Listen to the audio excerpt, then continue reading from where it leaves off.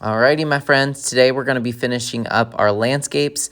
Last time we started it, today we're going to do our final drafts, and next time we're going to be painting. So I got good news that our painting supplies is on the way, so hopefully we have it by next week.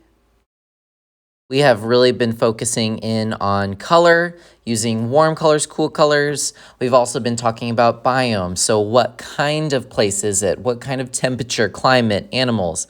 We also need to talk about horizon. Horizon is the line that separates the sky from the land, but there's also foreground, things in front of us, middle ground, things that are a little bit farther away, and then background, things that are the farthest away. Don't forget your warm and cool colors because we will need them. Hi, amazing artists. So today we are going to be hopefully starting our final draft of our amazing painting that we're going to do. We've been talking all about color. We've been talking about landscape. We've been talking about the horizon, all that. I'm going to take you through the first parts of it. We're going to be drawing it first, going over it with some fancy Sharpies. And then I have some good news is that our painting supplies is on its way. What you're going to need is you're going to need a pencil, an eraser, and a sharpener. Go ahead and get those items out and give me a thumbs up. For future reference, these are all items that you should be bringing every day along with your other art supplies. If you continue not to bring these items, I will start calling home. We'll start making consequences. Let's take a moment and sharpen our pencils if you haven't already. Give me a thumbs up when you're ready. Before we get started, let's go ahead and open up our sketchbooks. Find the page where we did our itty bitty little sketch and give me a thumbs up. All right, so I just want you to take a look at it. So right now, I'm going to just kind of talk you through this, but as I'm talking, look at your sketch. Take a look at it. Is there a place that you like? Go ahead and put your finger on the place that you like. Now I want you to find a place in the picture where you think you might add a change. Either you could get rid of it, or you could find something new to put there or change it in some way. Okay, now show a neighbor. What is that one place that you really like that you think you're gonna keep? Or what is that one place that you think you're gonna change? Go ahead and give me a thumbs up once you've talked. Alrighty guys, so remember, we are going to use this sketch to create our final today. I'm gonna give you access to some Sharpies, but we're gonna have to be super safe about it, so please listen up. When we paint, the horizon is gonna separate the sky from the land. You're gonna choose either warm colors for your land or warm colors for your sky, and then vice versa. So if I did warm colors for my sky, I'll be doing cool colors for my land. So you have to think a little bit carefully about that. If you're doing a night scene, you probably wanna do cool colors for the sky, like blues and purples, and then do warm for the land. It'll make more sense when we get started, but just keep that in mind. I'm gonna keep this to the side as inspiration, but remember, if you didn't like it, or maybe you weren't here, you can do yours your way. Maybe I don't like that anymore. In fact, you know what? I think I'm gonna do a moon instead of a sun, so I'm gonna do that instead. Let's go ahead and get started. Decide if you want your final paper up, vertical, or do you want it from side to side, horizontal, and then give me a thumbs up when you're ready. All right. As always, please make sure you write your name in the bottom left-hand corner. We're going to write this with pencil right now, but we may go over it with Sharpie. On the right side, I want you to write your class code. I will pause the video and give you your class code now. Now for this project today, you're not going to use crayons or markers because we are going to be painting this. This is our final draft on the nicer paper. Let's start with our horizon. Space for the sky, the moon, sun, whatever you decide. And then you definitely want to leave some space for the land. I'm gonna change mine up a little bit. And I think I'm going to do some more rolling mountains. So there's still mountains in the background, but just a little bit more smooth. Give me a thumbs up when you've chosen your new horizon. All right, now let's do a sun or moon. I'm gonna do a moon this time, but you can do a sun or moon, it's up to you. Remember, I am looking to see that you can do a circle by now. You are in second grade. Just try your best. Do yourself a little circle. Okay, now I want you to do either sun or moon rays. Trust me, guys. So I'm getting a lot of questions about the sun and moon rays. It is going to make your life a lot easier, and it's going to make the picture more interesting if you do the sun and moon rays. Every time I do this project, and I've let students not do the sun or moon rays, they get really bored doing the sky all one color. I think you should do the sun or moon rays, but obviously if you really don't want to, it's fine.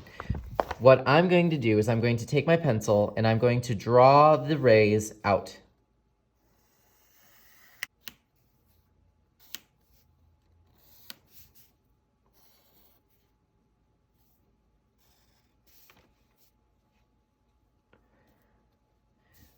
So I went ahead and I did my rays and I put them outward. Remember, if it hits a mountain, you pick up your pencil and go to the other side of the mountain and continue that line. It doesn't just end because there's a mountain.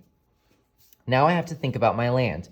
You can add more lines, more hills, make it interesting. Is there a river? Is there a lake? Is there a house? Think of those details and also think about textures, things you could feel. I put some helpful information inside of the 1, 2, 3 for this week. You don't need to open your Chromebook right now, but in number 1, I put an image to inspire you, some of our vocabulary, but some people were getting stuck on details, so I put a video of some woodland animals and also just some random leaves if that helps inspire you in some way. So a detail for my moon could be craters. Or I could take the inside of this circle and make it a crescent moon, and that might be a really interesting little touch. Use your pencil first before you go on to Sharpie. I'll go over those in a moment, but it's really important that you get the details you want, and then we're gonna go over it with Sharpie. I'm going to do a little river. I wanna do a bridge. I can do a road. Maybe you can use your ruler if you need a straight line. Remember, you can do a house. As long as it's not a full-on city, it would still be considered a landscape. I have a few details, but it still needs more. I'm looking to see that you filled up your space, and I'm gonna give you some different tips and tricks to do that. Remember, you can do crazy scribble to give the illusion of a textured tree. Just don't do too much because you are gonna be required to go over these lines with Sharpie. If you do just scribble scrabble everywhere, how are you gonna go over all of those lines? Bushes are another way. Right now, I can't tell if this river is a road or a river, so it needs some wavy like the ocean lines or some sort of way that you can let me know that it is water. My bridge is made of wood, so maybe I can do some wooden panels all the way across. There's no way to get in the house, so I need to add a little door, maybe a window, chimney. Could you do clouds of smoke coming out of your chimney? Guess what, guys? I'm gonna push you. You're in 2nd grade. I want you to really make this a good composition. I can add more lines to my background. Different types of trees would make it interesting.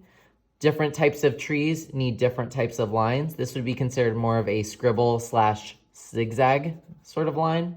When you're stuck and you don't know what to do, just make it up. So like right now I have all of this extra space that has nothing. I can add some more rolling hills to it to make it interesting. If you think you're done, you raise your hand today and tell me you're done, and I say you need to add more detail, I need you to do it. I'm not trying to be rude, I'm just trying to get you on a 2nd grade level. You can also be as creative as you want. I want to fill up this sky, but I don't want to put clouds. Who says that you can't just fill up the sky with different types of line type? In fact, I encourage you to do it. How can you fill up your rays? Dotted line, dashed lines, zigzag, pattern.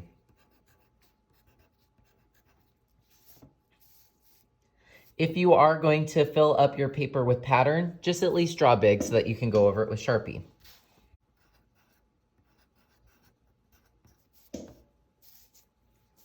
Think about foreground, middle ground, background. I think it needs something a little bit up close. You can always erase, guys. Don't be afraid to erase. That's why you should probably do this with pencil first before you do the crazy Sharpie that will never go away. I'm gonna do some trees that look like they're almost right in front of us, or maybe even bushes too. When things are closer to us in a picture, they are bigger. So a tree on this side of the road closer to us would obviously be bigger than a tree way in the background. This technique is called foreshortening, making things farther away smaller, things close to us bigger. So keep that in mind as you're drawing. Things in the background are smaller than things in the foreground. Okay guys, I think this is an okay composition. I'm gonna show you what to do next. You're gonna go over this with Sharpie. On the middle table, I have 3 different things that I need you to pay attention to. If you are listening, say yes, yes. I'm going to pick up 1 Sharpie, doesn't matter which one, and 1 of the jumbo Sharpies.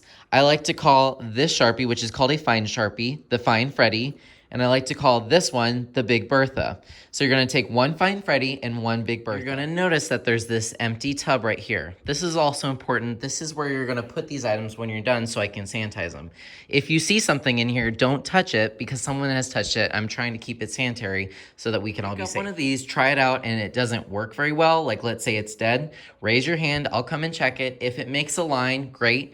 If for some reason you need to switch it out, we'll put it in this tub. Please do not pick anything up from this empty tub. Okay guys, since you're using my materials, I need you to know how to use them. Listen carefully or I will not allow you to use these. The Big Bertha is for the obvious lines, like the horizon, or lines that you need to make clear. This is not for your whole paper. Please don't let me catch you using the Big Bertha for everything. It's just a waste of ink. I know it's really tempting to want to do this in a really big, thick Sharpie, but I do need you to use a variety. You also have your own little Sharpie. That might be good for the little details. I am looking to see that you went over every single line. I'm not going to let you paint until this is done. What you're going to need to do is you're going to need to find the lines that need to be the most obvious. I am looking for your horizon. So I would recommend that you go over your horizon with the Big Bertha. I would also suggest maybe going around your sun or your moon. But look, I have little details in there. It's not gonna make sense to use this big Sharpie everywhere, but I do give you the smaller Sharpie, the Find Freddy, to go over those things. And then of course you can use your itty bitty Sharpie that you own, the one that you're not leaving in the bin for me to clean, and you can do those itty bitty ones. You are using both, but remember, this is not for everything. This is for a majority of your work. The slower that you go and the more that you outline, the more interesting your painting's going to be, I promise. All right, so I went over a majority of my lines, but there's some little itty bitty ones that I'm gonna use my Sharpie. This is the one you can bring to art. If you no longer have this, I don't have a replacement for you. It's your responsibility now, if you don't have one, to go to the store, go to Walmart, tell mom and dad that you need this Sharpie for school. Okay. So now I have all of these little lines here. Let me hold it up so you can see that I didn't really use.